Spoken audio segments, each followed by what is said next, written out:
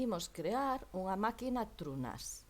Para eso, imos ao VirtualBox e prememos en novo, escollemos un nome, aconsello sempre un nome significativo, e logo escollemos a familia do TrueNAS, que é a BSD.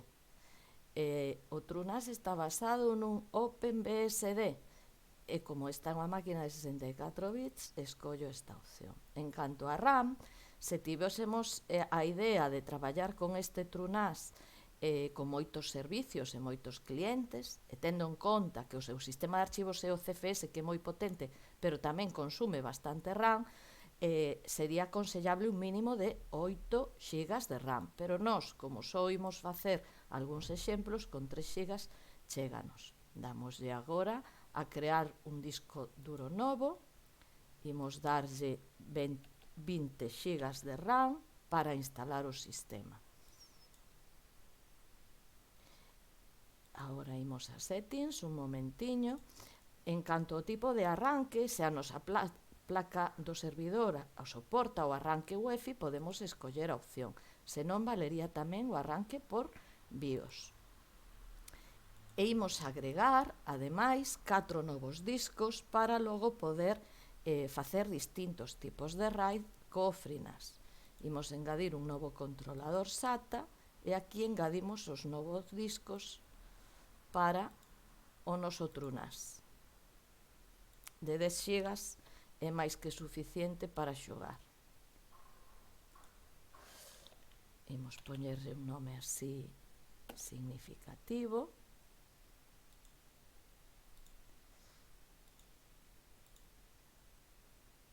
Outra vez. Así os distinguimos. E repetimos.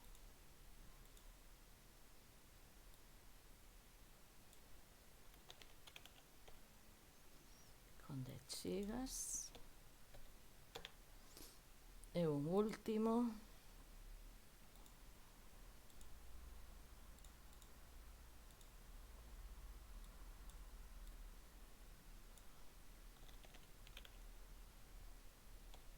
De 10 GB tamén.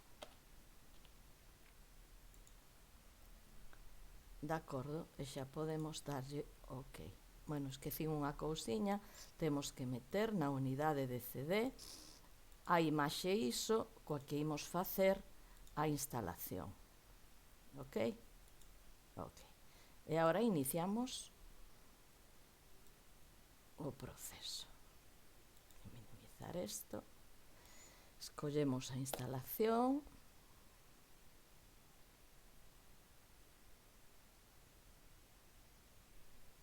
Instalar. Dice que a RAM non é aconsellable, que pide como mínimo 8 GB, pero chegalle ben os 3 que lle din. Continuamos en calquera caso? Sí. Aquí temos que escoller o disco onde se vai a facer a instalación do sistema. Lembrade que é o primeiro. Escóllese premendo na barra espaciadora e damos OK. Avísanos de que ao facer a instalación vanse eliminar todos os datos dese disco, decimoslle que sí. Pídenos o contrasinal do usuario root.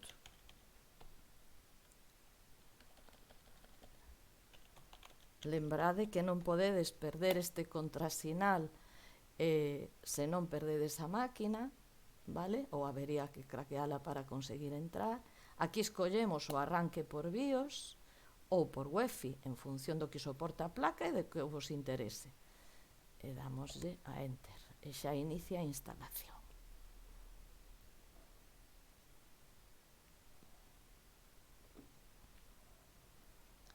Vaille levar un anaquiño.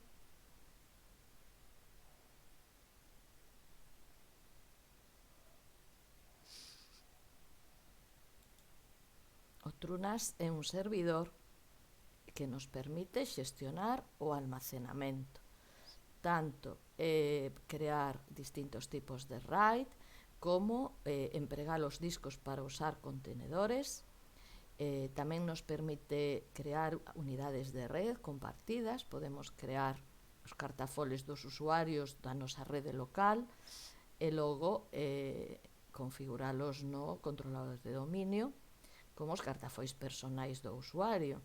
Ten moitas posibilidades. O almacenamento centralizado ten grandes vantaxes porque deixa libre o servidor para as peticións de servicio, non ten que ocuparse tamén do intercambio de datos. Entonces deixamos con menos carga de traballo o servidor, que vai máis lixeiro, e tamén a xestión de datos vai máis lixeira porque temos un sistema dedicado. Bueno, a isto levalle un anaquiño, imos esperar un pouco.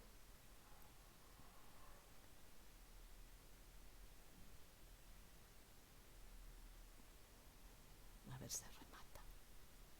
A versión anterior do TrueNAS era o FreeNAS.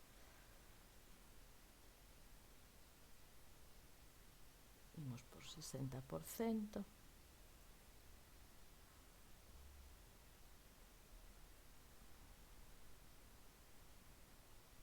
Bueno, imos deixalo aquí. Unha vez remata esta parte da instalación, vai a realizar determinadas configuracións do hardware e finalmente vaise reiniciar. Cando se reinicia, aconsellable apagar a máquina. Ai, mira, xa rematou. A ver se nos dá tempo a ver todo o proceso sen que se estenda moito este vídeo. Vale, xa rematou. Antes de apagar a máquina ou cando apaguemos a máquina é aconsellable quitar a ISO da máquina virtual, senón procedería de novo a facerse a instalación. Entón, aquí imos escoller Shutdown System, apagala para quitar a ISO e posteriormente iniciaríamos a máquina. Ollo, no primeiro inicio o TrueNAS lévalle moito tempo a arrancar porque xera todas as claves de cifrado para protexer os datos do seu sistema. De acordo? Veña, ánimo e adiante con el.